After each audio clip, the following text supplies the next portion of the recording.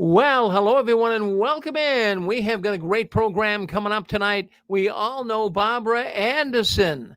My goodness, you've seen her on so many television programs. She was the one that really spilled the beans on child sex abuse in the Watchtower. She's here with us tonight. She has her own program here on the Six Screens Telenetwork. The program is called Watchtower Insider Speaks Out, Barbara Anderson.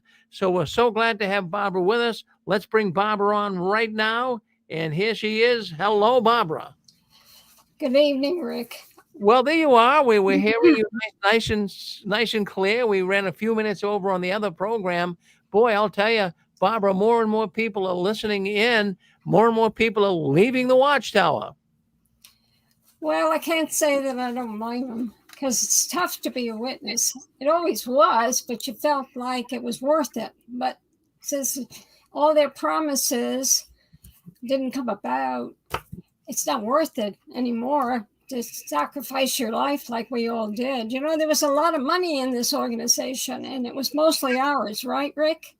We we spent the gas money to go out in the witness work, and we were pioneers, and many of us were as super witnesses and hoping very much that we would be rewarded. But there wasn't any reward. There was nothing except do more, do more, do more. So people are tired, and they had freedom during the pandemic, so it must be very hard to go back to the Kingdom Hall and be told the same old thing over and over again. Well, Barbara, I have to really say now, when you were a witness and when I was a witness, and especially you being in Bethel, it was a different it was different back then. It really, really was. And I can even understand how things have changed. And we're talking now heartless people. They are so bent on not letting people realize that they are involved in sexual child abuse. I mean, they're doing everything in the world to cover it up, and it's not working. The image of the Watchtower is getting very tarnished. It really is, but these issues have been going on for a long time in the organization, but nobody called attention to it. And if you did, like Ray Franz brought out to the his associates issues, and we know what happened to him. So if they don't want to hear you, they know how to get rid of you. But the issues today are might different, aren't they? Because nowadays, how can you stand tall when you're being accused of covering up child abuse? I mean, that is 100% reputation ruiner. And so pews are empty in many churches because of this issue. But in so many places, the churches have apologized. Jehovah's Witnesses have never apologized for their lack of love for the flock. And that light was shown to us all finally when we saw it for ourselves, that they covered up child abuse for many, many years. But I want to talk about something else tonight. Now, I was an insider for almost 11 years. And overall, I think the Bethel family, they got along pretty well. Of course, how would I know, since they really didn't talk about problems at Bethel within the family itself. Sometimes we were scolded, the entire Bethel family was scolded for making a lot of noise in the evening when we got out of our cars. We dropped off at the front doors of where we lived and made a lot of noise and kept the neighborhood awake on meeting night. So we would get scolded at breakfast by whoever was at the head table that morning for making a lot of noise. And that kind of thing we heard. Now, if a few youngsters got into difficulty, they would put up with it for they would either dismiss them and then they wouldn't say anything, or if it was a real problem, they would go on later after it became common knowledge there was an issue. Then the whole Bethel family would hear about it. And we appreciated it. We appreciated the fact that to be mad and kind in the area to the neighbors. And we appreciated when we were sometimes, some of us were scolded for not being neighborly. But within Bethel itself, I think we probably got along good. It's just that you never knew anything about that was going on in the Bethel family. Yeah, Amongst let's stop right there for a second, Barbara, and then reel it all in, because I think really what we really want to get the point across tonight, as you and I talk about what we're going to do for the programs. Watchtower is like any other business. Sometimes we have a tendency. I mean, we've always felt it when we were all Jehovah's Witnesses. We always felt, oh, the love, the Christianity, the godliness. We're all brothers and sisters. Everyone understands us. But that's not the case. Watchtower is a business just like any other business. And there are some meanies. There are some meanies. Not everybody knows how to handle themselves. We all met humble people in the Watchtower, but boy, I'll tell you, there were some people that weren't too humble, and they would be very outspoken. So I would like to, can we focus on that tonight, Barbara? Sure, let's do it. All right. So I have a personal letter that I wrote, and I really never have gone public with this at all. But I decided it's about time. And I think it demonstrates how things might work or how they don't work at Bethel, because sometimes those outside of Bethel look at it as commonly called the house of God, and everything is theocratically addressed, and people are mindful of their behavior to one another. But there are exceptions, and some of the older people at Bethel who've been there many, many years, they're tired and grumpy. And we all get tired and grumpy, but the younger ones are full of that energy. And you had those issues with some of the older ones. And there were those who were arrogant. And I had a run in with one of them. And this is a letter that I wrote to the chairman's committee of the governing body. Now, I know that that would seem like I'm pretty nervy to do a thing like that, but to me, it was an issue that I felt very strongly about and weighed it, even if they perhaps would say, go home, Barbara, because we don't want someone like you complaining. But they didn't.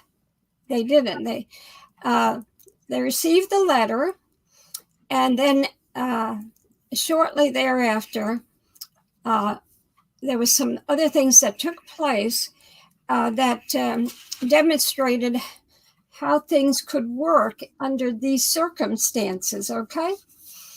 Now, I'm going to read this. It's a long one, but I think you'll all get an insight into how there could be issues. What kind of issues could arise? Well, here's a doozy. All right. Well, as you read the letter, I'm going to follow you along, and then I might stop you in certain spots and have Yes. you explain things. Okay? Yes. Because Please do that. okay. My voice is cracky tonight. Okay. And so that would be good if you. Yeah, so I want our audience. We've got a big audience coming in here tonight. They love to hear you, Barbara. So I just want them to get everything they possibly can. So I'm going to kind of step in from time to time and corral you back in. Okay. So yeah, because I can get pretty boring after a while. So you need to. I'm gonna step in from time to time because you have so much to talk about. So let's get going. But don't be upset if I come in. Okay. Not me. Okay. Never would get upset with you, Rick. Okay. Thank you. You're welcome. Okay, this is, I wrote this letter April 15th, 1992. Now, that's a long time ago, but it seems like yesterday to me. Um, and even though it was many years ago, people haven't changed. This is a people thing, okay? And I said, Dear brothers, now this is regarding somebody in the writing department, one of the senior writers who was there for probably 40 years. I had an issue, and this is what this is about him. His behavior towards a situation that came up. And the first page here is my explanation why I was writing and why I knew that I could be in hot water by writing. I don't get into the issue until page 2. So you'll have to put up, but you'll also see how sincere that I was about my religion. I don't want to brag, but I really was uh, very caught up in this. I would have given my life for it, that's for sure. And so I said, Dear brothers, I have been having a very difficult time trying to make a decision to write this letter. Much prayer to our Heavenly Father has transpired during this past week, thinking about what I will do if, and here's the name of the man who's in the department, and many listeners probably know that name. And if you are an ex-Bethelite, you sure do know that name. This is about Gene Smalley in the writing department. And I said, I'm thinking about what I will do if Gene Smalley's name would be among the names of those who will assist the governing body as given ones. This was right before they made the announcement to read the list of those that they appointed from Bethel that would be given ones or just merely assistants to the governing body. I wrote, This morning my husband and I were in a state of shock when we heard Brother Smalley was chosen. With much soul searching, I came to the conclusion that I would write a letter immediately to you to acquaint you with my unhappy experience with Gene Smalley, and I'll now proceed to do just that. I was invited to work in the writing department 2.5 years ago. Remember, I'm writing in 1992. It was very apparent to me that Brother Smalley's attitude towards me was not of a welcoming nature. I inquired of other people in the department about his disposition, and I was told he was very moody and not to take his rudeness personally. After a few negative personal experiences with him, I determined to give him a wide berth for the sake of peace. I could never figure out why he apparently did not care for me because, to my knowledge, I had never had problems getting along with my brothers and sisters at Bethel or anywhere else before. I certainly don't discount personality clashes, but in this case, we saw each other very infrequently. He didn't know my personality. In fact, after another negative encounter, I went in to see him in the spirit of Matthew 18 with the hope of removing the barrier that I thought was between us. I told him that I felt that there was a problem between us and asked him if this was so. He said there wasn't any problem. And then he said nothing further on the subject. He just sat there and he just looked at me. I'm adding that information. I didn't put that in the letter. He did not even inquire as to my reasons for asking. I told him that I was happy that there wasn't a problem because I said I firmly believed in communication between Christians to avoid misunderstandings. Okay, Bob, we're going to stop right there for a second, just for a Right. second. So we do have some people. I'm looking at comments here. So Gene Smalley, just tell us who Gene Smalley is once again for the sake of the audience. Senior writer in the writing department, actually very, very involved in the blood doctrine.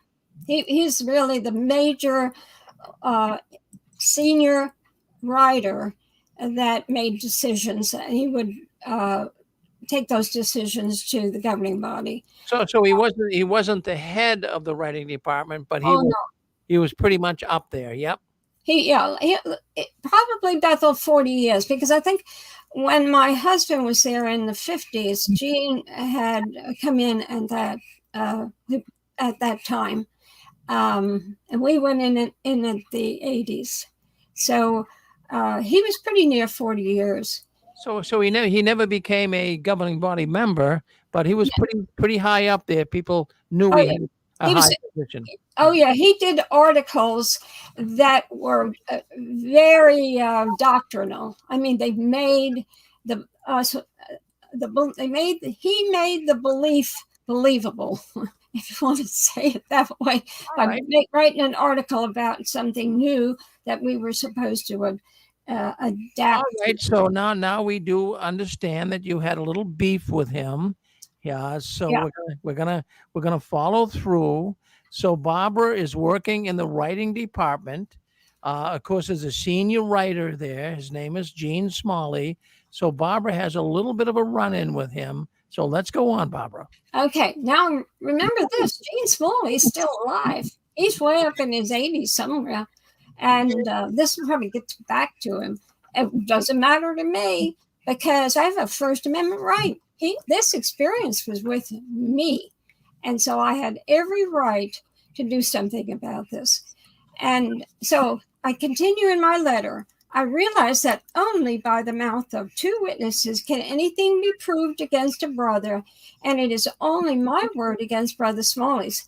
I also realize my reputation as a credible person is at stake by relating to you my last experience with Gene Smalley, but I will have to take that chance. I've been an active participant in this organization for over 37 years, and never before have I ever had such an experience with a brother in Jehovah's organization. Perhaps you are wondering why I'm only now bringing this up.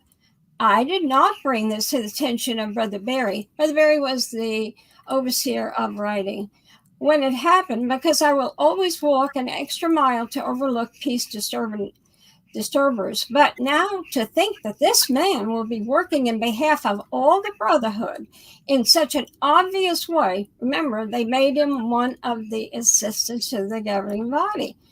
And he says, so I said, but now to think that this man will be working in behalf of all the brotherhood in such an obvious way is almost too much to bear.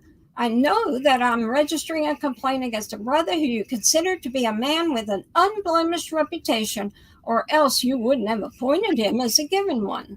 I wish that I didn't have to do this, but it is very important to me that a future leader of the other sheep be truly worthy of the honor. Brother Smalley has a beautiful way with Stop words. right there. I like the way you wrote that. That I you, I really do. I like that. I was reading this today. I like the way that you wrote that.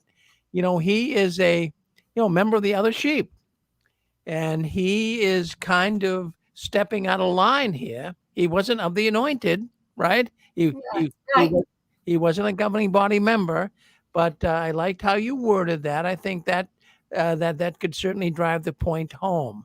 So you have a beef with him, and we're going to continue on. We want to hear what that beef is. Go ahead. Okay. Now I'm now I'm talking about uh, what Brother Smalley's going to do when he finds out this. I say Brother Smalley has a beautiful way with words. He did. And I know he will try to talk himself out of what I'm going to say, but facts are facts. He, without a doubt, said the words to me that I'm going to relate. I firmly believe that you should be aware of what transpired between us. I'm not asking for retribution or his apology. Keep that in mind. I did not ask for his apology.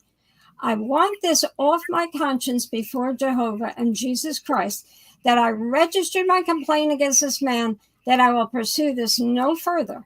If it continues to be used to work in behalf of the other sheep class, I will not complain, as it is solely your responsibility who you choose, and I respect your authority. And then I say the following is what transpired. Now here's the story, okay? Last September, so remember, 92, when we were vacationing in California, we stayed with friends who also have a son in Bethel. During the visit, I crossed out this throughout this letter, this man's name where we stayed, him and his wife. His last name is not going to be mentioned. I just said his first name was Frank, so I'll call him Brother Frank. So during the visit, the brother, Frank, asked me to inquire for him what became of a complete set of the Photodrama of Creation with projector that Brother Schroeder requested he lend the society approximately 4 years ago. So that would be in 88. Okay, so we're going to stop right here. Now, I want you to, because we have a lot of new people that are coming in, they're listening in. Barbara, tell us what the photo drama of creation is. That came out of us. 15, 16, somewhere in there, 19. When Russell was alive, and it was hand painted slides of the Bible stories, and they showed this. This was a phenomenal thing. It was one of the first kind of movies that came out in those years. Credit goes to a movie, I can't think of the name of it, I should have looked it up before, of being one of the first movies. And but this is as good as anything that was produced outside in professional areas. It was shown all over the world by the Bible students, and very popular. So it was free. People could go to the movies and see this. It was written up in newspapers, so forth. So the Photodrama of Creation, a complete set of it to this day. If you had it, you're wealthy because it is worth its weight in gold. And this Photodrama of Creation with the projector back in 92 was worth a lot of money. But to some people, it was a very precious thing to own. And this witness, Frank, had the complete set. Imagine that complete set. I actually own 2 slides. Just remembered now, I have 2 slides of it, and I forgot to pull it out. Anyway, those 2 slides are, I think one of them is broken. They were part of all the books that I inherited, the library I inherited years ago from one of the witnesses who died. And I wish I had thought about it so I can show it. Well, anyway, Brother Schroeder had requested that Frank lend the society the Photodrama of Creation for an exhibit in the New Jersey Assembly Hall, which was what we call the Stanley Theater. Barbara, can I stop you right there? I just want to, because this is fascinating. This is very fascinating. So this man, Frank, was he at one point a pretty high official of the Watchtower? No, I think he was an elder. Well, my son was at Bethel. My son sat at our table. And when he heard we were going to go to California and we were in the area where his parents were, he told his parents. And they told him to ask us if we would spend a few days with them, that they would just love to have us, to get to know us. And we were kind of footloose at that time in California. We had quite a bit of vacation time. So we just decided, because we really liked their son. And so we said, yeah, we'll stay a few days with them. You know, it was wonderful. The brotherhood, you had a community. We weren't afraid of strangers in the brotherhood. What I'm wondering here, and what the audience is wondering, is how did Frank become the sole owner of the creation? Well, okay, I have it in my letter. I will tell you now. I said, Frank knew that I knew Don Cummers. Don Cummers was an assistant to the Vern Weisgarver, who ran the office complex, the building, the furniture, all of that. That was all his under his domain, in his domain. And Don Curris had been a circuit overseer in the 70s, and he was invited to Bethel by Brother Henschel. And so he ended up being an assistant to the one who ran the actual homes, and or the offices, not the homes, the offices. So I have put Don. See, this is a letter, and they knew when who was reading this that who Don Cummers was, so and what his job was. So Frank knew that I knew Don Cummers, and since I also knew many of the brothers here at Bethel well, both he and I thought that this would be such an easy thing to do. Frank knew that the Photodrama was not being used at the New Jersey Assembly Hall and was wondering what became of it. Frank inherited this complete set of the Photodrama of creation, and it is of great value to him and to his family. That's what I'm telling those guys in the governing body. I have to remember to say that it is the chairman's committee of the governing body. And so since Frank never received any letter of receipt from the society, he was concerned that the arrangement that was made with the society would not be known, and he could never get it back if he desired to do so. Talking about the set, he'd never get it back. As was related to me, Brother Melvin, that was somebody else who was involved with this, made the original arrangements with Frank and with Brother Schroeder. Brother Don Cummers was involved in this too. Frank merely wanted a letter of confirmation that the society had his Photodrama and wanted acknowledgement that it was on loan for as long as it was needed. If it was not needed, then he wanted it to be returned. He was aware of how complex Bethel has become, and that the turnover in personnel is great. He felt that it was possible for the brothers to lose track of the ownership of something like this and in time assume it was a donated item. When I returned to Bethel after the visit to California, I inquired in the writing department as to who I should ask about this, since Gene Smalley has oversight of the writing archives. He also, by the way, was the overseer of the writing department's library.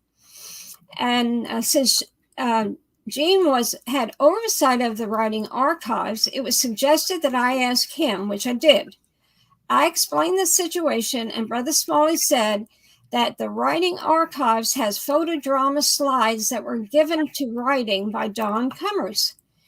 Don Cummers would go to auctions, and he would go to when someone willed their estate to the society. Don Cummers and some of the other assistants in that department, they would go to wherever that property was, and then they would take whatever they needed out of the house, if it was a house that they inherited, the Watchtower inherited, and they take all the furniture and the literature, that Watchtower literature. They would take everything that would be of value out, and so. So let's stop right there now, because I don't want to get too deep into the weeds, as we say. Okay. But I want to reel you back in, because this is fascinating. So now we have this man, Frank, and he has the original copies of Photodrama of Creation. However he got them, let's just say he inherited them somehow. So Watchtower wanted to get a hold of them again. So Frank was willing to let them use them, borrow them in this history exhibit. Yeah, on this history exhibit, But now Frank, because of the turbulence and the coming and goings at the Watchtower, he was concerned he wasn't going to get those. He wasn't going to get that Photodrama back. Is that right? 4 years. The society had it 4 years. Yeah.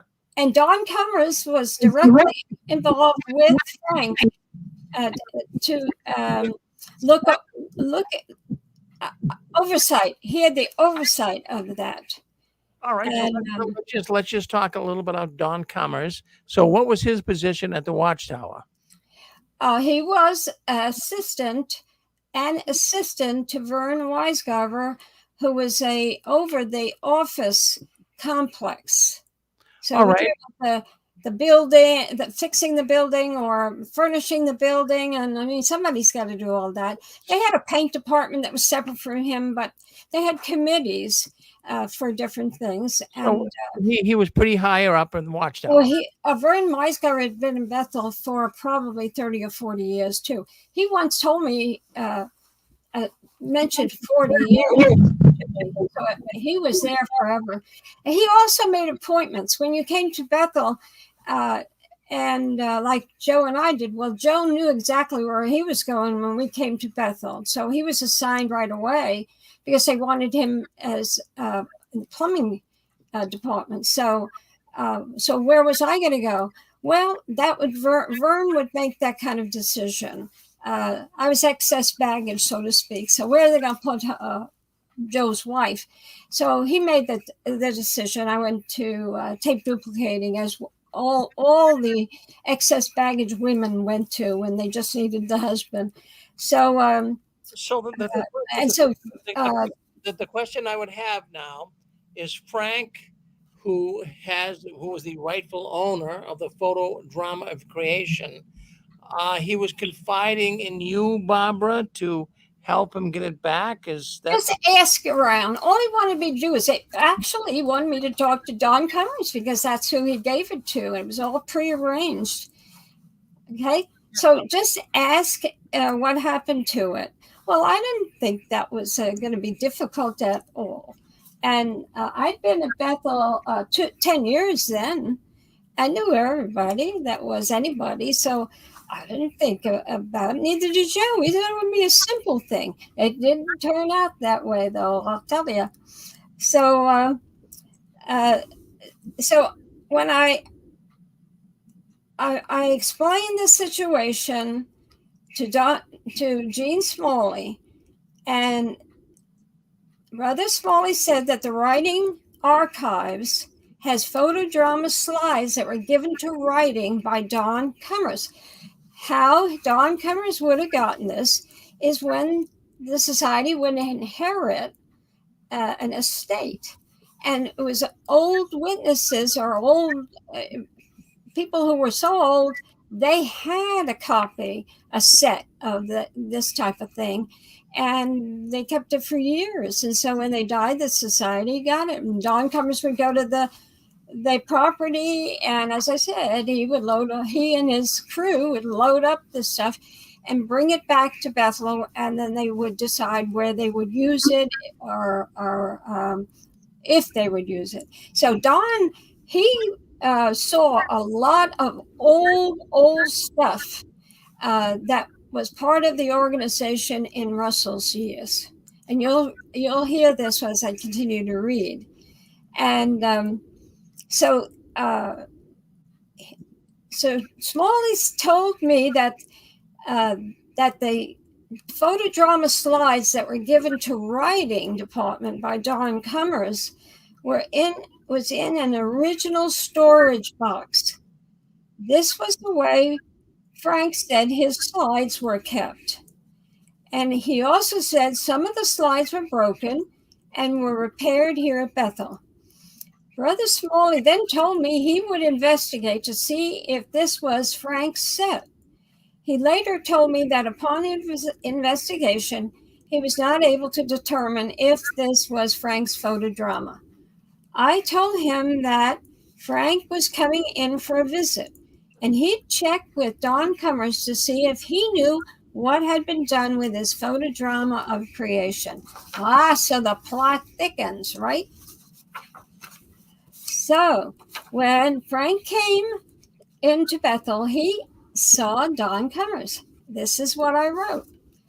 First, they talked over the phone, and Frank said Brother Cummers seemed to be vague about the whole thing.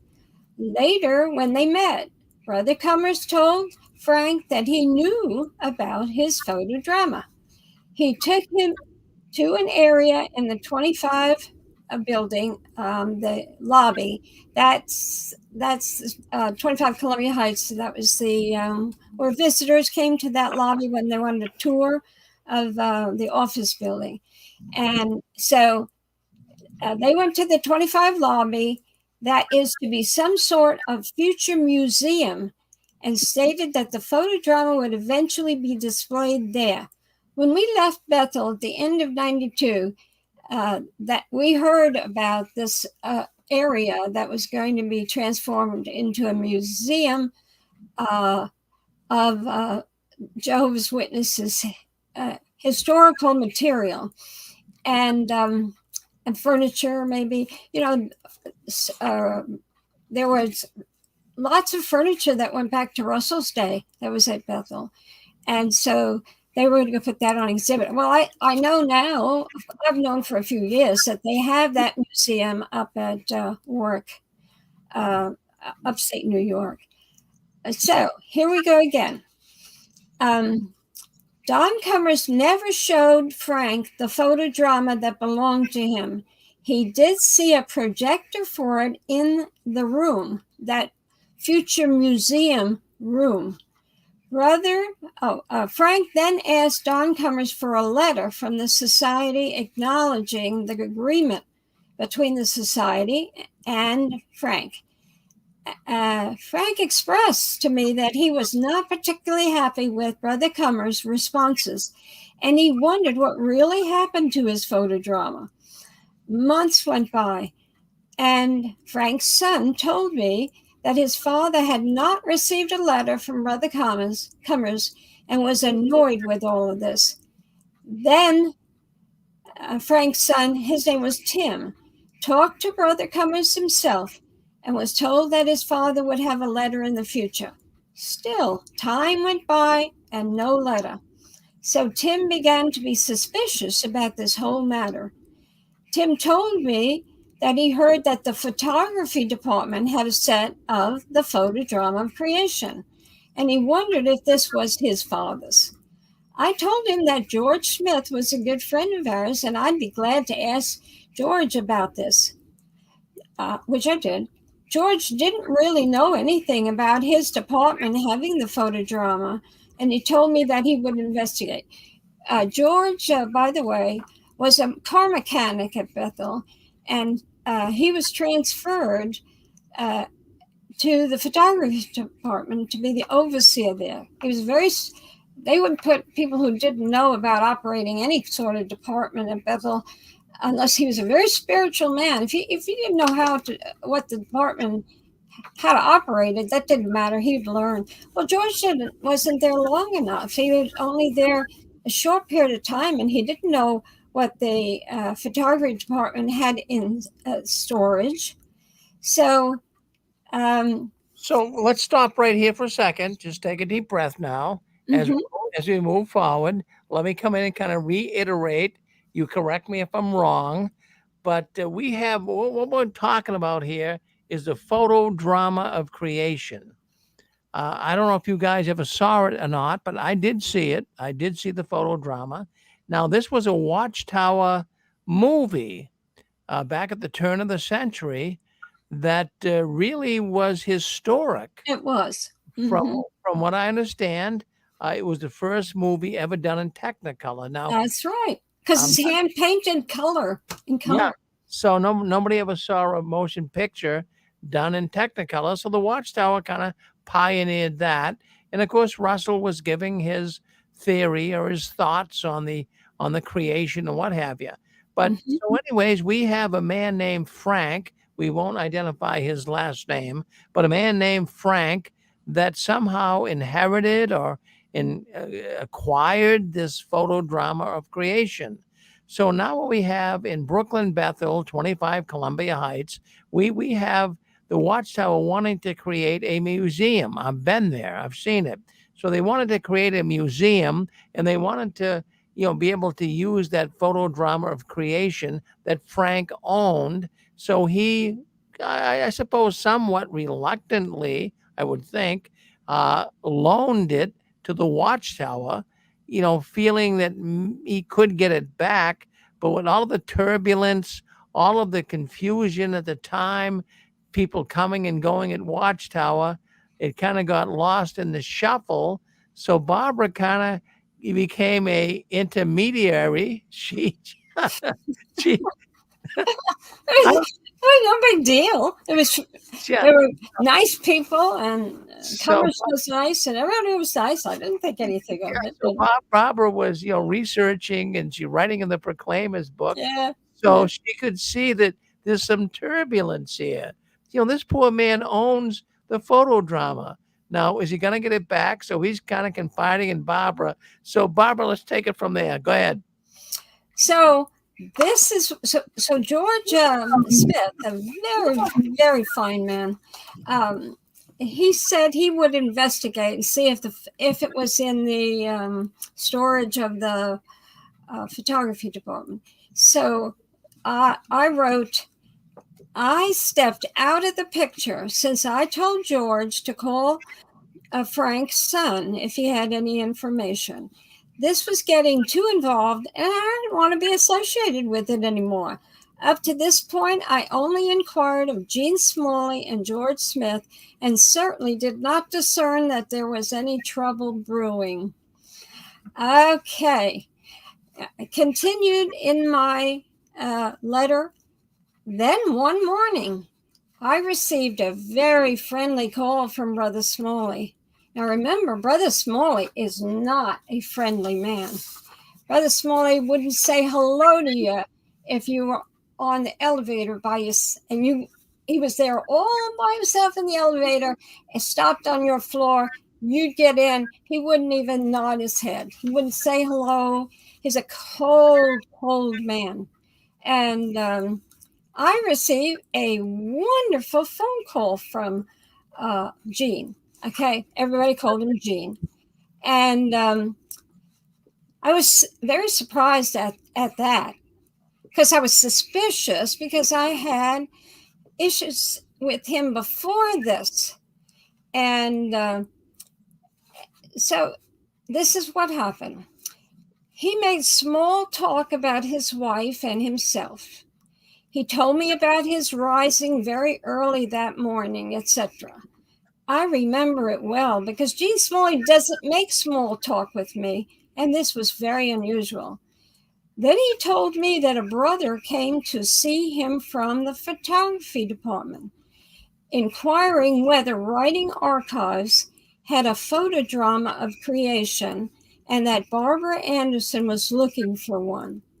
Okay, so George's assistant goes to Smalley, who I had already talked to, and he said he didn't help at all. He said he asked Cummers, and it ended up a dead end as far as I was concerned. So here, the assistant from photography goes to Smalley, and I find out about it on this phone call. So he says he's inquiring whether Then he told me that the brother came to see him from the photography department, inquiring whether Writing Archives had a photodrama of creation, and Barbara Anderson was looking for one. Brother Smalley then told me, this is something you never forget.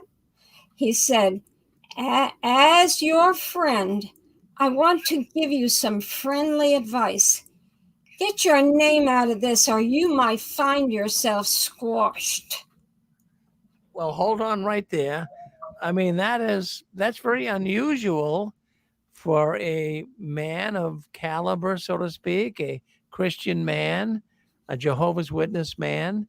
So he's telling you to kind of bow out or you're going to be squashed. Yeah, there's a threat. He threatened me. Yeah. It was like his voice changed. He was so nice, which he never was before, and so then his voice changed, and he was that cold fish. type of personality came out. All I could think of was I was talking to someone like who was in the mafia. That was I mean, you couldn't imagine anybody else when they talk to you like that. Beside that, I'm a New Yorker, born and raised. Brooklyn, mafia. Not that I believed he was of the mafia. What I'm saying, it was like that. I was absolutely threatened. Well, So, what do you think? Now let's just stop here for a second, Barbara. Now, I mean, obviously, that's not a nice thing to say to a person working in the department and trying to solve some issues here.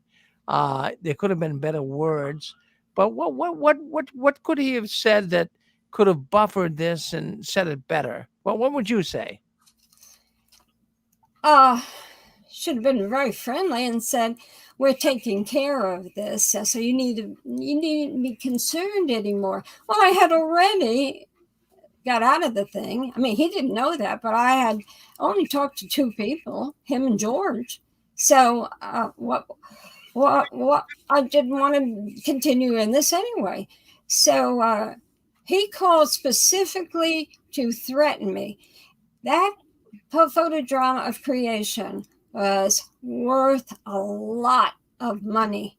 And I knew, and I have other papers that I have written over the years that I have never published, that there were some people at Bethel that made big bucks at Bethel.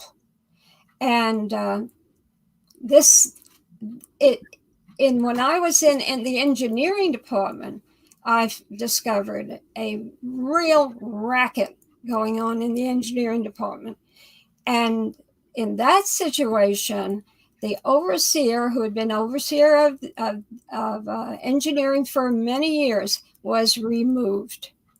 So in my mind, this was a situation, and the governing body knew too, because when the discovery was made in engineering, I spent hours and hours and hours with the information of the kind of money-making thing that some of those people had set up. Because I was a secretary in that department, and discovered this stuff while I was doing my work. You must have been flabbergasted. I do believe we have. Does someone want to call in? Thomas, you want to say something? Maybe. Yeah, I really didn't. I don't know what happened, but I appreciate you asking me, Rick. Yeah, so I think you might have came on by mistake, but no problem. We're going to go to 551. David, you want to say something? You're on with us. Yeah, so, I used to work at that building, by the way. And just so you know, in the engineering department, they stole the copper out of that building? Yeah. I swear. So anyway, there's one thing I've noticed about people, even witnesses. They're not perfect. Not everyone gets along. And I noticed that sometimes people stay away from certain brothers or sisters or whatever. Is it possible that you guys just didn't get along and maybe he was just staying away from you? Like maybe. No, he was like that to everybody. He had a reputation. I didn't know him until I went into writing. So, writing people had their friends for years and years most of those people was not much turnover at writing. So they had their associates.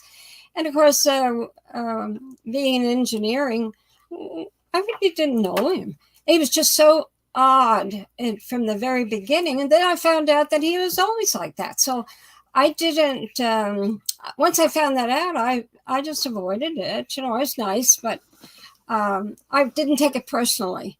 And I didn't, after I found out it wasn't me, that he was very moody. I didn't take it personally until this happened. I remember my antenna went right up when he threatened me. He was going to squash me. And what that meant was, we'll get rid of you in writing. And so I I thought right away of Maybe money. he was going to hug you. Maybe he was going to hug you really hard or something. Maybe he said, "Quit." Okay, I should think of the good things, but there's more to this story here. But Barbara, the one thing that I will say is that, you know, sometimes people have issues, and, you know, I have them, and sometimes they come out, and I never get a chance to apologize. I'm not saying that he didn't have a chance, but as Christians, Yeah, because there's more of the story. You have to hear the whole, then you can diagnose me. okay, I'll listen. But yeah, okay. Thank you, Rick. By the way, Come back and talk to us after you hear the whole thing, okay? Because I want to hear what you have to say. Yeah, we've got more to the story, Barbara. So let's go on. But I mean, you sent me some more information. So go ahead and finish up this, and then we can move to the next chapter. Yeah. So after he tells me you might find yourself squashed if you don't get your name out of this, I told him I was not involved in this anymore, that Frank's son was following on this. I said that I was sorry that this was happening in Jehovah's organization. I hung up the phone, looked out the window to the heavens, and said to Jehovah, you heard him threaten me, Jehovah, and I now leave this in your hands. I was really a believer. So, because of the use of the words, you might find yourself squashed, I took this as a threat, as anyone else would. I'm sorry that I did not inquire as to who would do the squashing and for what reason. I was too shocked to do any logical thinking at this point. Also, both Brother Smalley and Brother Cummins have a reputation for intimidation, and my immediate reaction was to put an end to whatever was going on that could end up in with my being smashed. It's getting late. Anyway, I then called George Smith and told him what Brother Smalley said. He was disturbed by what I said, and was unhappy that one of his staff had gone to Brother Smalley in the first place, because George said he did not ask his assistant to do so. George merely asked the young man if he knew if the photography department had a photodrama, and in the conversation mentioned my name as the person who was inquiring. George said he did not feel that there was a problem in my asking about such an item. He said he would look into why the young man went to Gene Smalley. I never discussed this with George again. I told my husband and another elder what Brother Smalley said to me, and we all agreed it would be better to let it go because, as it was said to me, we all know how Gene Smalley is. I also was concerned that if I went any further with this, I would probably be transferred from the writing department. But I cannot in good conscience let this go anymore. I have my husband and son, who is also an elder, full support in registering this complaint. Both of them have read this letter. Dear brothers, what is wrong here? Where is our freeness of speech to simply ask two brothers about something as simple as the above? Does this merit squashing the inquirer? Is Brother Smalley a shepherd to protect me from the storm by telling me to get my name out of this or I'll find myself squashed? What would happen to me if he had power and I really did do something that he considered out of place? Can you see why I'm undisturbed now that he is a given one? No matter, why such a warning? I thought that in our theocratic world, such words or thoughts like these wouldn't ever enter into the picture. Threats like this are used often in Satan's world, and it shocked my husband and I to know some in our organization think like this. A few months ago, Brother Frank finally received a letter from the society and was satisfied that his complete photodrama set and projector will be returned upon request. I'm happy that this photodrama problem is now settled, and our brother can find no fault with Jehovah's organization in this matter. But I'm very unhappy that all of the above happened and have been distressed that I ever crossed paths with Gene Smalley. I fully realize that this letter may be shown to Brother Smalley, yet that is something I'm prepared to deal with if necessary. Thank you for your kind attention to my letter, and I leave this matter in your most capable hands. That wasn't the end of it. It didn't escalate, but that wasn't the end of it. Well, There's more to the story. but let me stop you right there. That letter was well written. I examined it. I looked at it. It was a long letter, but I have to tell you, Bobby, that was a good job that you wrote that letter. Now, let's just examine the word squashed. That you wouldn't expect that from a high official from the Watchtower. I mean, you were working your butt off. Yeah. You were trying to write the portions of the Proclaimer's book. You were, going from one library to the other. And, this guy just comes in and lambaste you. I can see how that could really totally aggravate you. I mean, the word squashed, let's face it. I mean, I like the term in the letter when you brought up the fact that, that's what Satan's organization would do. That doesn't sound like God's organization. Satan's organization would use terms like that. So, what do you gather from this? What do you bring out of this that can help you to come to grips with the Watchtower? Well, there is an ending here that's interesting, which gives you insight into the way that people think, leaders at Watchtower think. And remember, I'm a woman in writing who's doing a very special job. I'm entrusted with things that generally women aren't entrusted. I am also writing, and even though only men can write in the articles, I am writing, and my stuff is going in under the names of senior writers. And so there were many of these men I didn't know them all, but the immediate ones I knew in the writing department, the compilers of the Awake and the Watchtower, were very dear men. And so I didn't blame the organization entirely. It was how they were going to handle this. That's what I wanted to see. As a sister, I knew circumstances at Bethel that sisters got themselves involved with, and or that brothers made their life miserable. And I wanted to control my own destiny. I did not want Jean Smalley controlling me. And I was an older woman in the organization, very, very active, had studied with many people. I felt as if I was really a part of it. And to be spoken to down like this, no, I wouldn't allow it. I wouldn't allow it in the world when I worked. It's unacceptable. Barbara, we do have some people want to come in. So let's come in. We got 540. Come on, say hello to Barbara. Hi, Barbara. This is David in Virginia. Hey, David. I have a question about the red book that was the prophecy book. There was one page in there. It was a little boy was stealing a pocketbook, and on the pocketbook there was an emblem, and it was like a pyramid.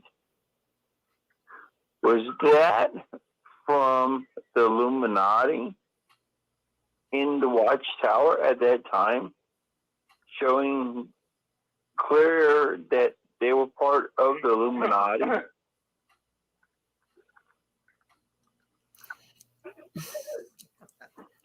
Well, that's a tough, Barbara. I'll have to say that's a very tough question. David, I wish it could be a little more specific. Can you save that for another discussion? Yeah.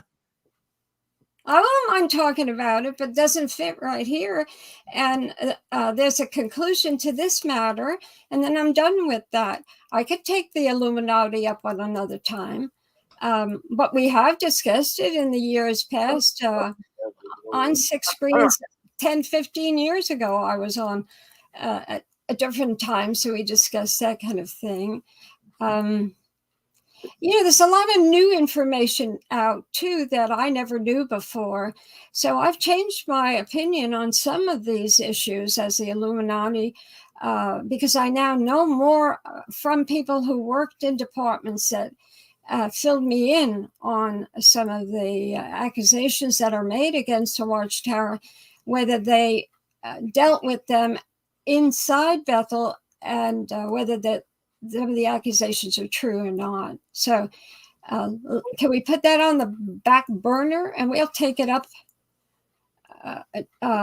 Yeah, and see, what I did was I started in 1989 doing this research on the Watchtower and everything. And then I opened Pandora's box.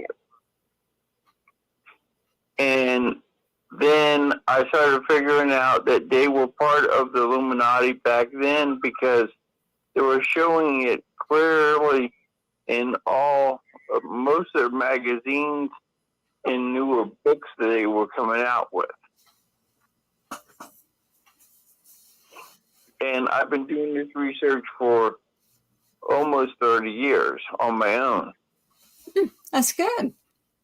Well, David, what we'll do is we'll save that for another topic. I understand what you're saying, but we'll get Barbara into the Illuminati in the future. I really don't want to go into them, Rick, but Yeah, I'll we'll do it. So let's go to Lawrence, Kansas. You're on with us. Go ahead, Lawrence.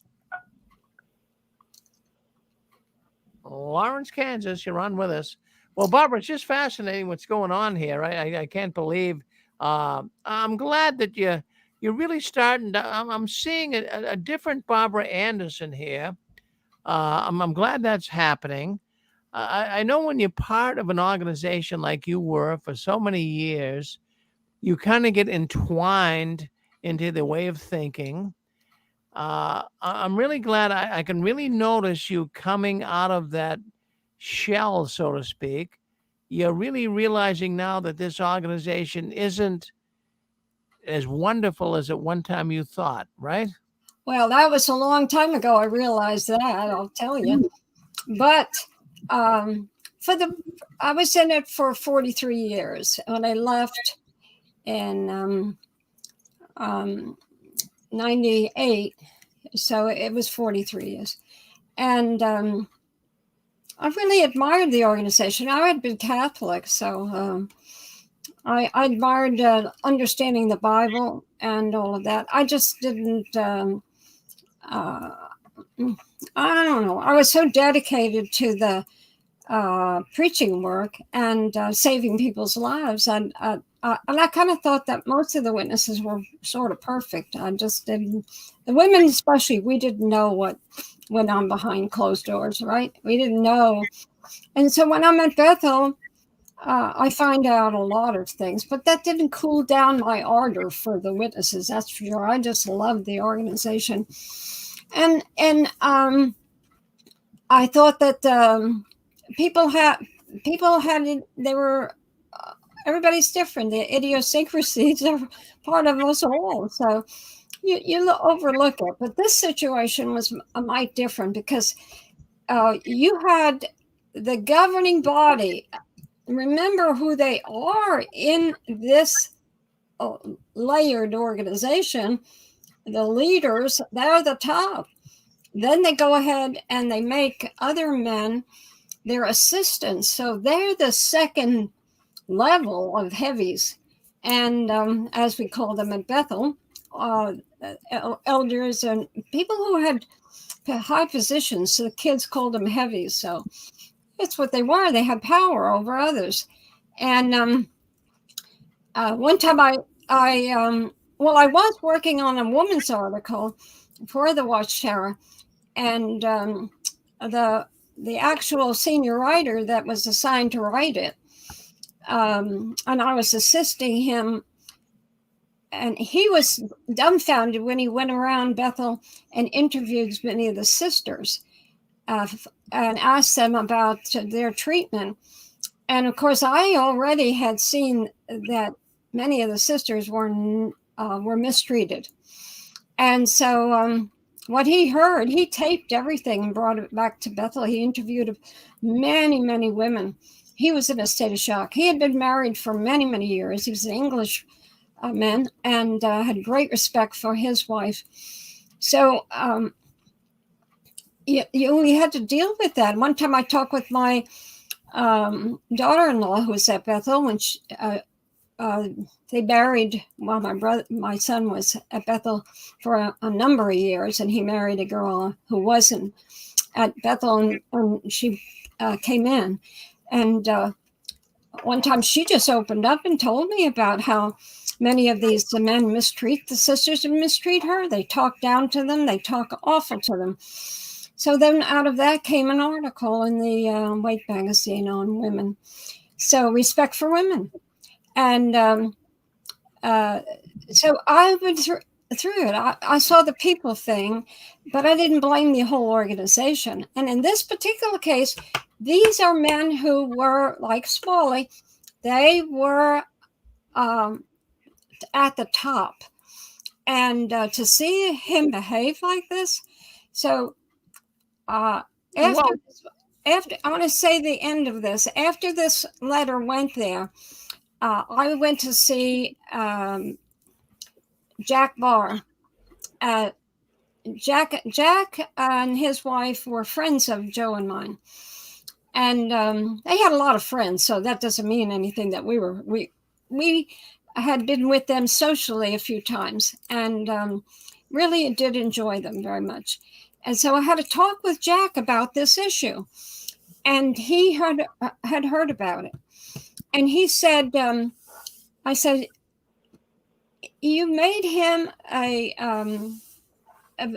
put him in a position of authority under the governing body. This is a second level, and look at how he talks to me." And I said, "This, I understand he does this to other people. I understand other things about him." So we had a long talk. I said, "Are you going to allow this man to remain in this position?" And he said, in his English accent, yes, he said, "Jehovah put him in that position, and they were not going to remove him." And but then a few weeks after that, Jack came to my office and to tell me that he had a long talk with about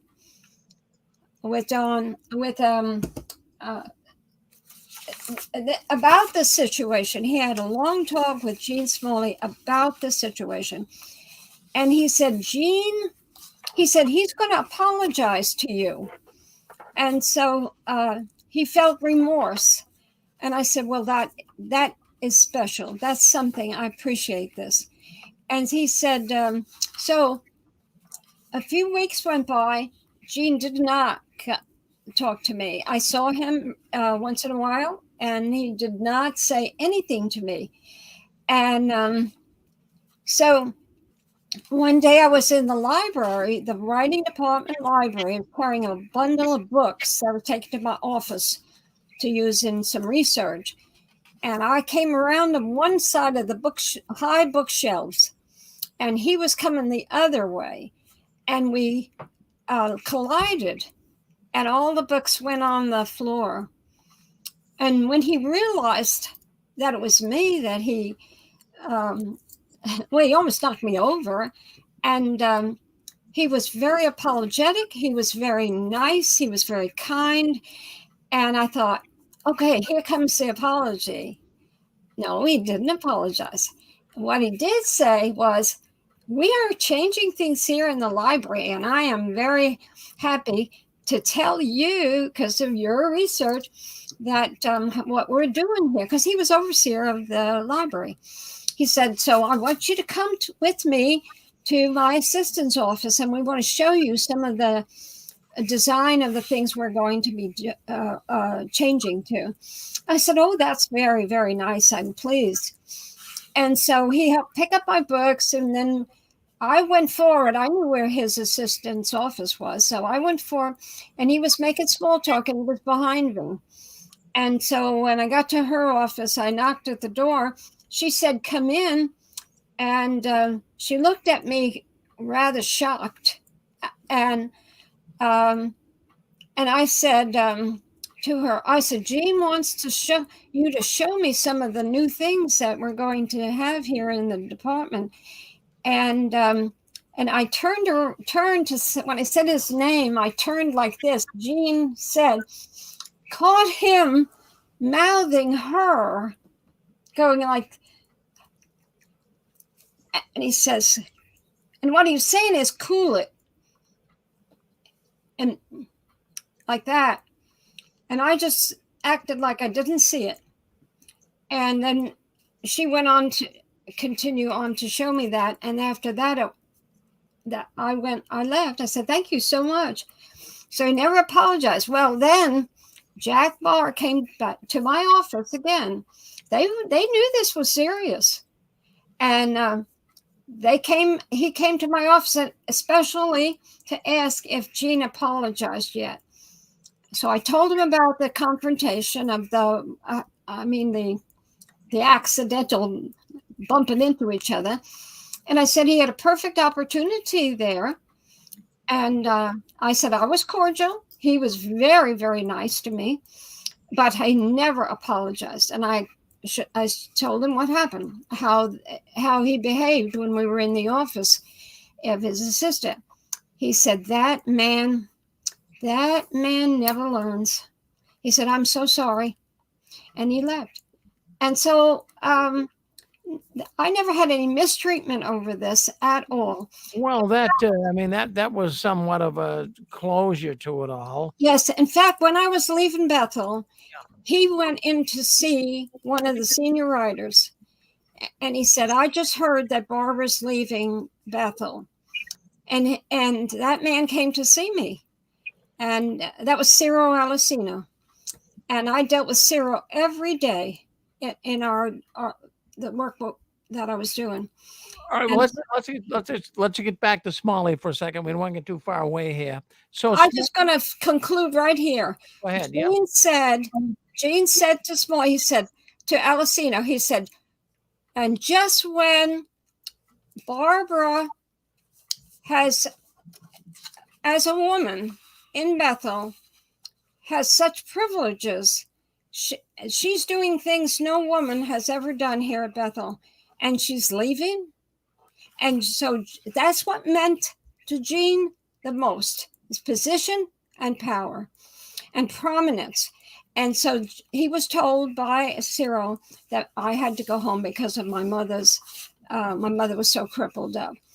That's the end of this, but it's an example of the human side of the world headquarters that I think is good for people to know. Oh yeah, well, we just let's not move aside from Smalley. I mean, he was involved in coming up with this given ones, governing body helpers. Is that correct, Barbara? Yes. Yeah. So, I mean, I know someone about that because when I went down to Bethel, as you know, and I've talked to you about it before, but in the year 2000, I was brought down to Bethel because they were looking for new governing body members. And I was of the anointed class. I was in good standing. My wife was in good standing. We weren't brought in before any committees or anything. So they were looking at me for a potential position on the governing body. Now, I'm going to give you a picture right here. You'll see it. So that's me. That is me. There's Brother Loesch, and that is me there in the middle. My wife is on the left side of me, and we were invited down to Bethel by Brother Loesch to have a potential position. It was an interview for the governing body. But the point I want to make on that, and really, really, really why I bring Smalley into the equation here, is at the time when I first got there, and I met Loesch for the first time. I've talked to him on the phone numerous times before I got there. But Loesch said to me, "Rick," Brother Farron, he called me actually. He says, "Brother Farron, what do you think is the biggest problem in the Watchtower right now?" I says, I have no idea, Brother Loesch. He says, well, he says, the phone is ringing off the hook. So many people calling out, they don't like the idea of the given ones or these governing body helpers because they're not anointed. So he says, every day we're getting so many calls here about that. So he was concerned that the rank and file witness was not accepting that, Barbara. And that was an issue. But so Smalley was involved with the given ones. He merely wrote the article that announced it in the Watchtower. It was an idea by Sidlick. Dan Sidlick told Joe and I that he said we needed new blood at Bethel. He said it was the same old thing. And he said, so I suggested that we have assistance. And he said, so they put it to a vote. They considered it and they did whatever. And he said, guess what? He said, we got them now. And he said, it's not new blood. It's old blood. It's just Bethelites who have been here years have been made assistants. He said, so nothing changed. But it was Schroeder that came up with the article on the Nethinim. The assistants of the governing body used that group that mentioned in the Bible. They were wood hew servants at the temple, and they weren't Jews. And they stocked the wood for the sacrifices on the altars, and they were workers. So Schroeder had Gene Smalley write the article that we all studied at the Watchtower, introducing the biblical reason that this is scriptural to have assistance to the governing body, and sounded persuasive. So many years later, when I was out of the organization, I was never suspicious on that. And an ex-JW reached me and said, called me up actually, and said, you should do some research on the Nethinim, on these sisters of the governing body, and how that they were supposed to be the type and anti-type, which the Watchtower no longer accepts, but back then they did. So these was just a type of the future of the governing body's assistants, like the Nethinim were at the temple. So I started doing the research. I got the article out, and in that article there was an actual quote from an encyclopedia, and it was very complimentary to this group of people who were not Jews, and it used this to prove that the other sheep, the Nethinim could be of the other sheep, but they can assist at the temple, and of course the temple class is the governing body, so forth. We all know that. So what was quoted by Smalley in the article was very interesting, but it had the source of what encyclopedia was quoted. So what I did was I found the encyclopedia and the quote and read the article, and was so shocked to find out that you get to a certain point in the article and it says nice things about these people, and then all of a sudden the article turns negative and said these were despised people. And from then from that to the end of the article, it showed that these people were not selected by Jehovah, that these people were just used, and they were not good people particularly. Jehovah just used them for this work. So he took part of it out of context and applied it to the assistance of the governing body. I wrote an article on that, Well, and all the sources, everything is there. let's not go too far now. We want to stay pretty much on. Go ahead, sir. Yep. Yeah, Rick, it's David. So my question to Barbara is, what should have happened to Brother Smalley? I don't know. They should have just removed him from being on the. If this was such a precious part of the organization to be of a sisters of government body, and there's an accusation that if you were an elder and you did something like this, you could be real trouble. But they were very, very special, and just remove him. Don't continue on with this man. But they're very loyal to one another. That was the one thing that I've realized. And it was a wonderful experience to have to grow up. That's what I'm trying to say. I learned a lot. Do you think he should have been removed from that? I guess that position, position. Part of Bethel. Yeah, that position. That position they said was Holy Spirit. He was Jack Bart told me specifically. He said he was chosen by Holy Spirit, and we have no way to remove him. So there. So just out of curiosity, do you believe in disfellowshipping people? And if so, my question is, this is how I found you guys. If so, what would it take for someone to be disfellowshipped from this organization? Well, when I was a witness, they had all of the articles that proved to us that disfellowshipping was scriptural. So yes, back then I did, and I believe that it was. I didn't look beyond what they wrote in the literature. It was only after I left the organization over child abuse, I still was a believer in their teachings when I left. It was only after I left. You do believe in disfellowshipping? Now? No. No. Yeah. It's not my business to make any statements on religion. If you belong to a religion, you have to accept what they teach. Okay, but do you believe if you abuse a child, should you be disfellowshipped from the organization? No, of course not.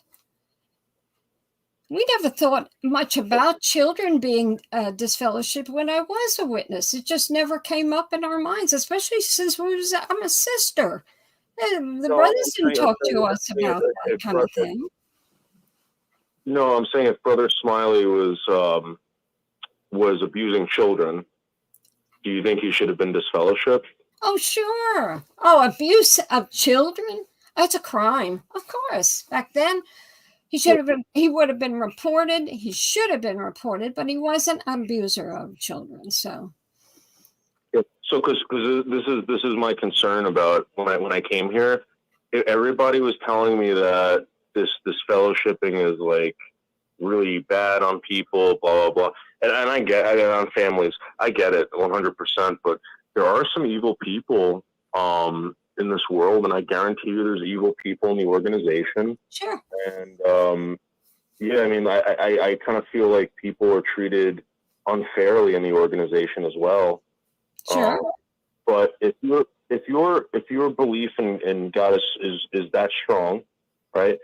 And I don't really know what you did, but would you leave the organization and still be a Christian? That doesn't enter into this discussion at all. Religious belief is something I don't touch. I won't touch because everyone has their way of life after they leave the organization. And I talk about harm of the organization.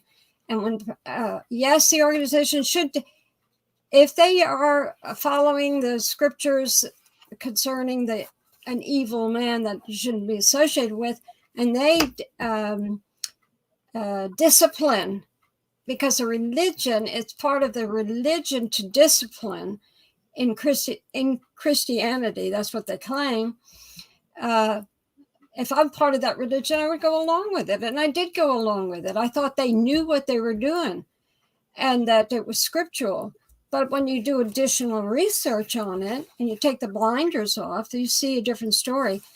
To disfellowship children? Oh, absolutely not.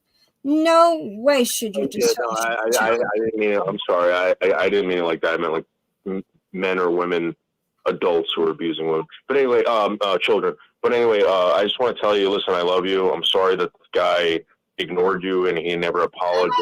That's neither here nor there. That is an experience of headquarters. That makes people realize it isn't all perfect. And yeah, but Barbara, it kind of sounds like you're complaining about a guy who didn't apologize to you. I mean, I'm going to be honest with you. There's people that don't apologize to me, and I'm not going to let that get in the way of my. It didn't. I was friends with him and said hello. The thing was that he was appointed by Holy Spirit. You have to understand. We were in a very emotional time period at Bethel. And this was big news that people who were hobnobbing with the others, they knew each other's imperfections and whatever. They'd been around each other for years. And then all of a sudden, some of them are made and put in such a supreme position at Bethel. That's what I'm relating. I'm relating an attitude. It's like if you dream of heaven and you think you're going to go there, and you go there and you find out it isn't quite what you thought it would be. But this information, Rick and I thought would be a benefit to people to see. It's just a human organization, just a man-made organization. And that's all. Friends got picked above other people would not be promoted because they did picked others that were friends. It's human. Yeah. What? Hey, Barbara. Yeah. Those books flying every place there, that was no accident. He was just trying to squash you. See, that's new light. That's new light. I never thought of that. That's exactly what he was trying to do. He was trying to squash me. Well, Bob, I mean, we talked today. I mean, we went over some stuff, but I want to bring up. You brought up the fact that the January 1st, 1989 Watchtower, Smalley was involved in that. Do you want to talk a little bit about that? Well, look, if this is a Smalley night, I will. But these people wrote articles that governed our lives. And so we would sit in our homes or even in our Bethel rooms and we would read this stuff. And then when you realize that the writer isn't telling the truth, he's saying what he wants to say. And Gene got into difficulty on this issue. He wrote an article, "The Hand of Jehovah was with them." And it was in January 1st, 1989 Watchtower Study article. In paragraph 8, stated the Apostle Paul, this was a quote, this was Gene writing, stating about the Apostle Paul, that Paul was spearheading the Christian missionary activity. He was also laying a foundation for a work that would be completed by the end of our 20th century. You all have had discussions on here about this Awake magazine. This caused real problems around the world. I was on an airplane with my husband going to an assignment, and we were at Bethel at the time, and I was reading the Awake. It had come, and the Watchtower had come to our room, and we took it with us. And so I'm sitting there reading this, and all of a sudden I read this statement. that about the Apostle Paul, that he was laying a foundation for a work that would be completed by the end of our 20th century. And so he was making a prophecy. He was stating a prophecy. And he was saying, well, we didn't know who wrote this. Of course you wouldn't know who wrote this. But somebody on the writing team did. You know, they had the writing team and they had the awake team. So as Rick is holding up the issue, and we got back to Bethel. Of course, I'm in writing. If this affects us, all of us in the writing department, and because we know the rules, we have a book of standards in the writing department, and you know what you could say in articles and what you can't say. So I was told shortly after I read this, and when I was back in Bethel, that the statement was really causing a great deal of confusion and consternation amongst many witnesses who called the society to ask about it or complain about it. Although the majority of the witnesses did not know this, in the bound volume at the end, where it said that by the end of our 20th century, the work would be completed, that's not what they said in the bound volume. They corrected it in the 89 Watchtower bound volume. It says that the word completed is still there. So the work would be completed in our day. So they took out the words at the end of our 20th century. So in discussing this with one of the senior writers, Colin Quackenbush, he commented on this to me as a reason that the brothers were having a difficult time defending their religion's credibility. So they were not happy. In fact, I will go on and tell you the rest of this. It won't take long. Colin was aware that I knew who was responsible for that date-setting statement, and he was as aggravated as I was for this blunder, especially since the writing department, by direction of the governing body, was not supposed to date set or even imply a time or date for the end of the preaching work, which to those familiar with the organization's lingo would imply the end of this system of things. Why didn't the three members of the governing body catch the error when they were reading over the article before the draft was forwarded on to at least 14 other people before it went on to the factory for publishing? So you had Klein and Barr, and of course, Lloyd Berry was the overseer, and there's two assistants governing body. They had to read the new literature 6 months before it was ever published. It's 6 to 8 months it would take. And why didn't they catch this?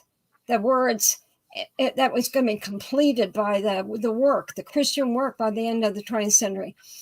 That's what was so fascinating. Why didn't they catch the error? And the fact was this: they were too tired and too old to pay close attention. Lloyd Berry was exhausted from a recent zone trip. Carl Klein and Jack Barr were not the most alert men, not only because of age, but neither was known for critical analysis of what they were reading, especially since they believed for most of their lives that the end was going to take place in the 20th century. So here we are in 1989, and they're not supposed to say, because they said it over and over again when the end of the world was going to come, and it never came. So that was a no-no, and these men didn't catch it. If they didn't catch it, the other people, 17 hands the articles go through. Somebody should have caught it. Wow. But it wasn't red marked by the governing body, 3 governing body members. So everybody else would have thought, oh, this was good. This was fine. The author of the article, I was told, was Eugene Smalley, a man who must have appeared scholarly to the governing body because he was assigned to write articles about many sensitive topics where new light was introduced. Although Gene caused the society much embarrassment when he categorically stated the preaching work would be completed by the end of the 20th century, and was severely criticized by the governing body personally, He was chosen by Albert Schroeder to write the article, Jehovah's Provision, the Given Ones, which introduced a new organizational change. The selection of a few men in Bethel would assist in the meetings of the governing body's committees and participate in the editing of the new magazine articles. This decision to appoint governing body helpers was a direct result of Gene Smalley's statement in the January 1st, 1989 Watchtower article that 3 tired old men, who are now deceased, did not comprehend and flag for removal. And because such a problem, so then they decided that they needed helpers. And so here we go. This is how it works. Purely human. They missed it. Those 3 men missed it. So then they decided, we're too old for this. We need help. So they figured out who to appoint, and then they built up a Bible story around them, as that this was scriptural, and it was a type of what was going to come in the future. They type and anti-type, and it was fulfilling prophecy. And who wrote it? But Gene Smalley. And then he writes in that article something that wasn't true about the given ones. The given ones, the Nephilim, were not what he's tried to explain that they were and fulfilled in our day. It still goes on. It's a blessing that they don't put out 2 Watchtowers a month. They put out so little literature because they kept getting caught up in this. Colin Quackenbush told me, he said, this is back in around 88. And no, it wasn't. It would be 89. He said, we have said so many things in our literature about prophecy, and this fulfills this, and this is going to happen, and nothing ever happens. He said, we're getting such a bad name. We are getting phone calls more and more about this, that we're teaching lies. And so they don't do that. They try not to do that anymore. That people catch all this stuff, and there's people go through the literature years ago with a fine-tooth comb, and then they call up or they write letters, and the service department has to deal with it. Some of the governing body members said things in assemblies that were uncalled for because it wasn't true. They made issues where there were no issues. And finally, you get a judgment call made in the service department to let rather than they handle the problems with this stuff, they would make the speaker, a governing body member, handle his own problem. So they would send a letter or a phone number or whatever to the governing body member who made a statement that was wrong, or his own. Schroeder was always We get some people, Barbara, that want to speak up and talk to you. So let's bring them on. Let's bring on 540. You're on with us. Go ahead. Well, that's 17 people to review something is quite a number. I'm guessing Frank never did get his film back. Yeah, he did. Well, no, it must be up there and he gave permission. But that's a long time ago. Maybe he's not even alive. Maybe he gave it as a gift and it's up there at the museum up in Warwick. Well, I know that Don didn't have the color slides in a complete set. He had about 1/3 of the show, and it looks like the museum has the whole thing now. So yeah, they didn't have Frank's material. Yeah, so he could have taken it off his taxes too, as a contribution. Well, that was quite a story tonight. And the really scary Awake magazine was one entitled The Brotherhood. So maybe David needs to look for that one. I think that was 89. I think it was October or November of 89. The brotherhood, yeah. Well, we're just people. But the mistake they made is they made us out to be like super people. And the brotherhood was so fantastic when you read about it in the Watchtower, and the reality was we're just people who got on each other's nerves, who made mistakes. Well, I'm glad you're still with us and you didn't get squashed. Well, those books, that's New Light. I was almost squashed by those books that Gene Smalley. Well, I was carrying them, It was some of the society's old literature. It was big stuff. So you carry a set of that. I got another story I'm going to tell sometime. And that's how I had books from the library. You had to sign them out too. And they disappeared from my office. Someone was coming into my office and taking my books, and then I was getting blamed. Very, very kindly, though, like, you've had these books for a month. It's time to return them. And I go looking for them, and they wouldn't be in my office. They're not on my bookshelf. They're everything. And that was a fascinating thing. Someone was removed from the writing department for stealing the books out of my office. How about that one? Before we go too far on that story, I'm not going to tell it tonight. No. We got a lot of people, I think, that still want to come in and talk to you. So go ahead. You're on with Barbara Anderson. Go ahead, area code 213. You're on with us. Hey, Rick. Hey, Barbara. Hey. Hey, Barbara. I want to ask you a question. I heard a rumor that at Bethel they have a apostate literature library, and the brothers study it so they can combat, Christians, that are talking about Jehovah's Witnesses. Is that true? I have written on that, and Rick has it. So maybe we'll do that the next time. I know what you're talking about. Mm-hmm. Well, Barbara, they do have a library with apostate books, right? Right. So, do you think all of us could read it, but we were too busy to, and you didn't want to unless you were researching something, because after all, those books have full of lies, and we thought they were lies about Jehovah's organization, but they had a whole closet full of them. Yeah, but at the time, you thought, but at the time, you thought they were lies, Barbara. But back then, yeah, sure. But now, what would you think? Oh, I do. I write some of those.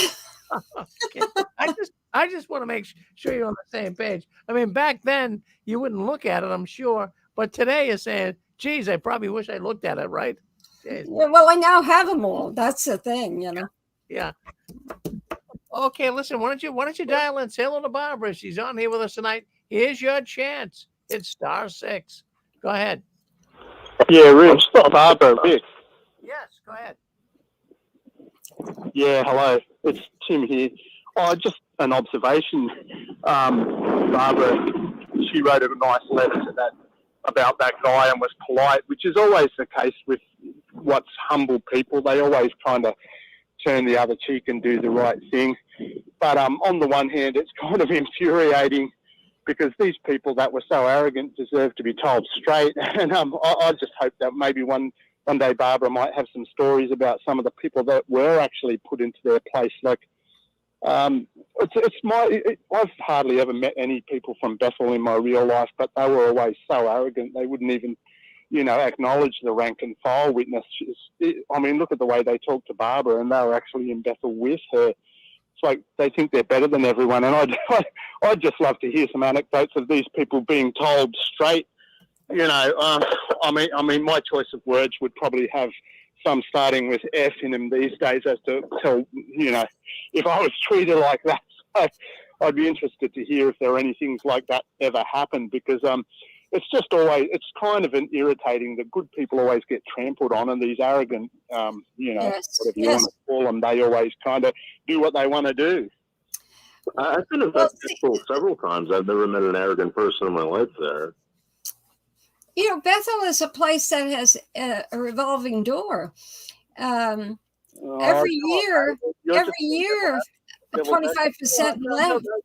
Well, come on, that's not true. I mean, I'm telling you right now. I mean, listen, I meet arrogant people everywhere, but when I went there, these people were nothing like that. I don't. Okay, so my question to you is, David, why are you always playing the devil's advocate for these people? Like, you won't. This is why you got upset when a lady said, if you like it so much, join it. And it's like, well, that's what I'd say too, because you're at the point you won't hear anything bad about these people. You only want to side with them. It's like, okay, well then experience it for yourself and maybe you'll have a good time. But you always got to push back on every little thing. Like, it's great. Your story is always opposite to everyone else. I'm not saying it didn't happen. That would be like, I just think you're deliberately doing this. You're deliberately doing this every time you ring in. And because that's not fair. That's not right. So here's the thing. Yeah, I don't know anything about Australia. I've never been there before, right? So if I thought that every person over there drank Foster's and ate shrimp on the Barbie, it would laugh at me, right? That wouldn't be accurate.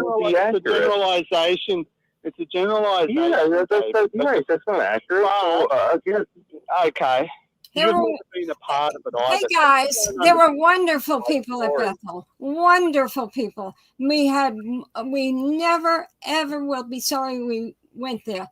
Fabulous people, and I wish that. Of course, we were shunned immediately when we left the organization, and I'm sorrowful because they were such good friends.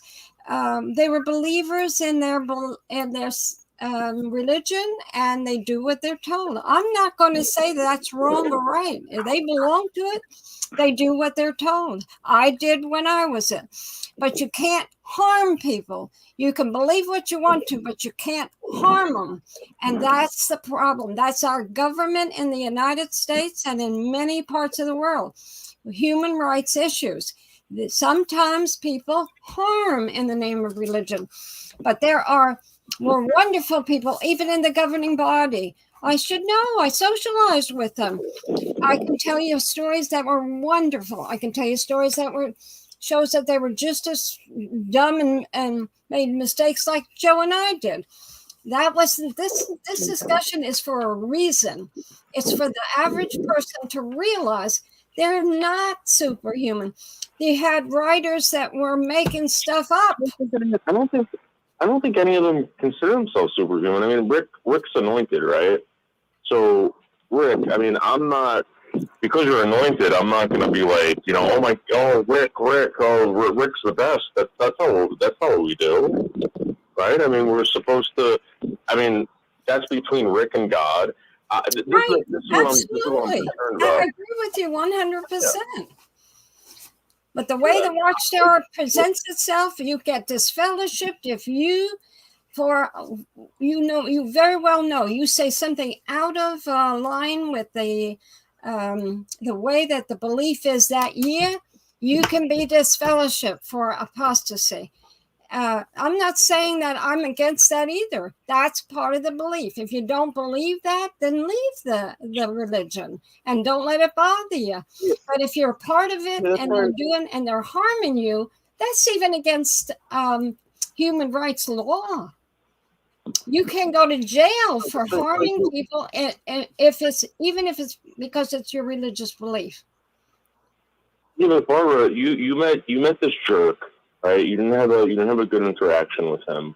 Obviously, there was something about you, and there was something about him that you guys didn't get along. Maybe there was multiple people that didn't like him. I don't know, but I'm confused. So, what does this have to do with a video or something not being returned to another? I mean, shouldn't this man have got a lawyer or maybe called the police and said, "Listen, they have my property"? That's not how he works with Jehovah's organization at the top. That's not the way it is. I lived it for 10 years. It is a system, and you work within the system. And if you don't like the system, you leave it. And if you want to stay in it, then you have to obey the system. And the changeover at Bethel, a quarter of the family used to change every year. 75% of Bethel was made up of young people and young men that they needed in for publishing, for the printery. And you had all kinds of issues with young people, young men, and we all accepted that. And boy, they came and went because they were disobedient. You had two guys who went to Manhattan on a weekend and got drunk, and all the way back to Bethel, they peed on the neighbors' doorsteps coming back to Bethel. You know, we heard about that. They were removed. Their luggage was outside in the morning. There were strict rules. We appreciated those rules. If you don't work within the rules, leave. So I'm not hard on this. Barbara, David's talking from the aspect of someone that's never been a witness, and that's why he doesn't understand a lot of those. Is that right? Oh, I didn't know you were a witness. He's just thinking the average guy can, get a lawyer, and you would. No. When you're not part of that religion, you don't understand how it works. So when you're in it, David, you follow how they go, and it's just not even an option that's considered to get a lawyer. You can't conceive of it. I'll tell you that.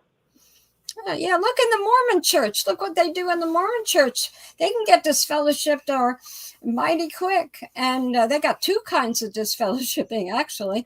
And so look at, they have to wear certain clothes and or they did until last year, certain underwear. They live within the demands of the religion. If you don't like it, you leave it. But you shouldn't be punished because you leave a religion. And I think most of the people in this world understand that. But when you're in a religion and you're a believer and you stay with the requirements, because if you don't, you're going to lose all your friends and even your family due to shunning if you leave. So it's psychologically, it's belonging to a cult-like organization. It's a doozy. But when you practically worship the writers of this journals, and you find out that they're not telling the truth. Barbara, Tuesday I have a meeting. I visit Bethel. What is this video called again? Because I'm gonna go there and I'm gonna take pictures of it. I'll send it to Rick, and I'll ask them, where did you get this from? What is it again? When we're talking about the not a video, it was the place that we're talking about. Is that what you're going to take a picture of? Well, yeah, the piece of property that was supposedly never going back to the Photodrama of creation. It was a set of, could be as many as 100 slides, and they're not only are they antique. In this world, they are very valuable. It could be as much as, if a perfect set ever showed up, $100,000. And okay, so do you want me to find out if it's there? That probably was donated when Frank died, because Frank was a believer in the organization. He just wanted to be sure nobody was stealing his stuff. So he was knowledgeable that there are people that would do that. So he was just checking up on it, and I ended up in the middle of it. It wasn't a punishable thing. It was just a human thing, and most likely they have that at headquarters at the museum to display it, because it is very, very special, and there are very few of those left in the world. Those sets. I think I saw it there. So, but it was donated, right? Like, there's no question about that, or? This is a long time ago. You're making it sound like 1992. It's not yesterday, This is a long time ago.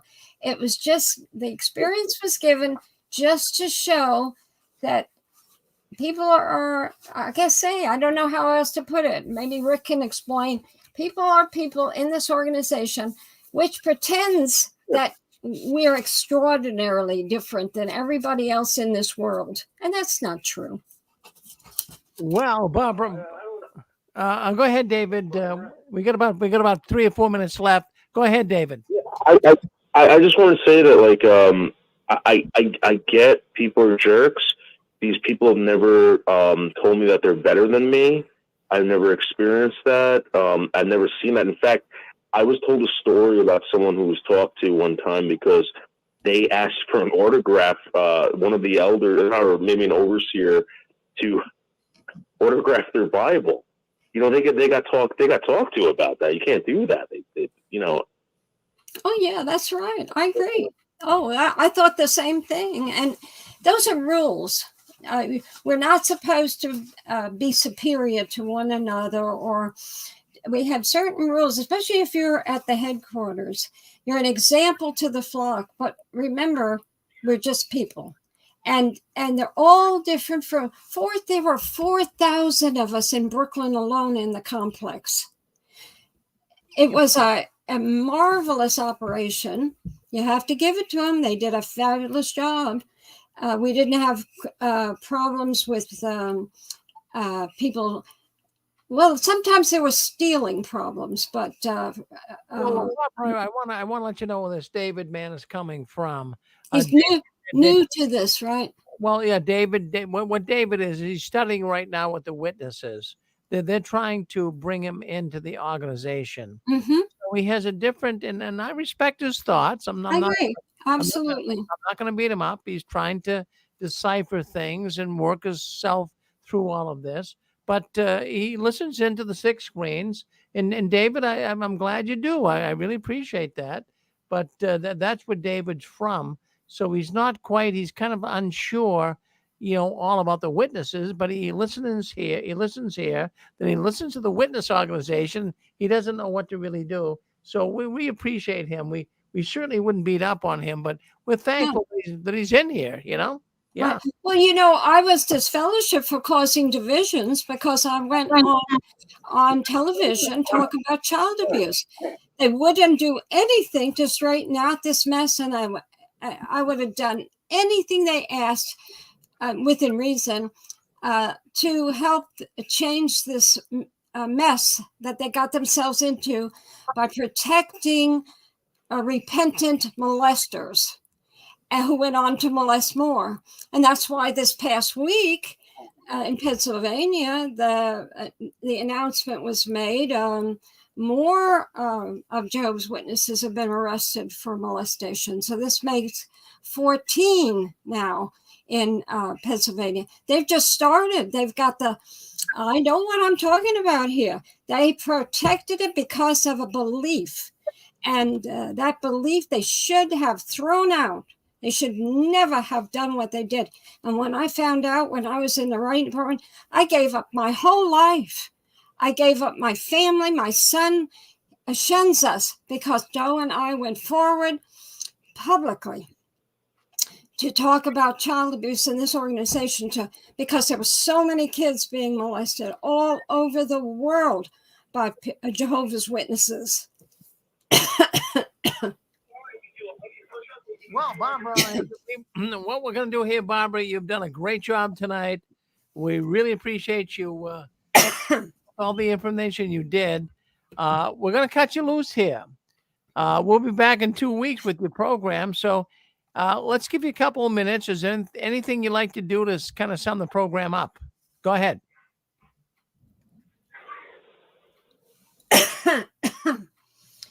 Are you talking to me? Yeah, I'm saying that we're just about ready to end the program, but let's give you a couple of minutes, give you 2 minutes to kind of sum up what you're thinking, kind of close the program down. So let's go 2 minutes, Barbara.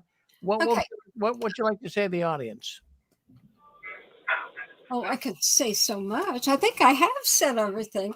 I love the organization. It was the best thing. I thought they're better than sliced bread. I mean, there couldn't be happier in it. I met people when I was a converted to this organization that were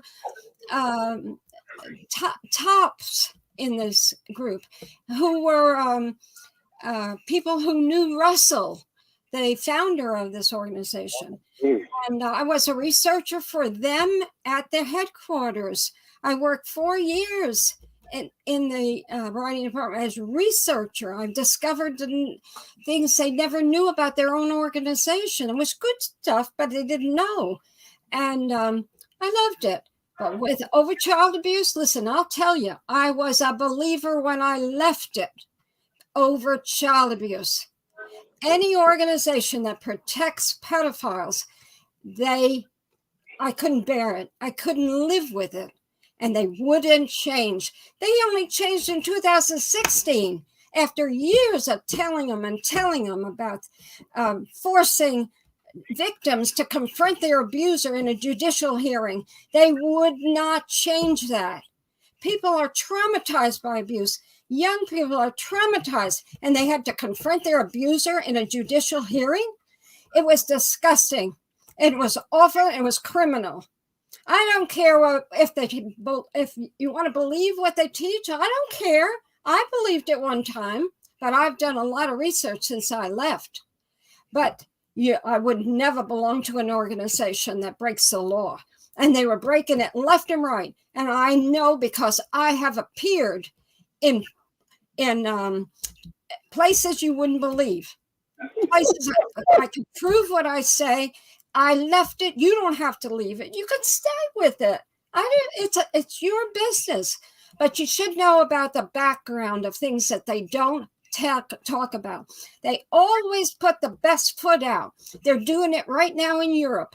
They disfellowship children, and they are now trying to get themselves out of that mess. And so I could talk an hour or more on that situation, but I'm not. I like the way you're sounding right now, Barbara. Yeah. You got me giggling here. I really like the way you sound. It's nice that you have a feeling toward them, but these guys are bums. They've hurt so many people. Barbara, no. you're coming back in 2 weeks. You're doing fine. I really think you're really making a difference here. You're getting a lot of people. Now, what I look at here, I have the 6 screens control panel, so I can see what's going on. But I look at retention rate. Now, when you first came on, nobody left. They're all in listening to you, so that means a lot.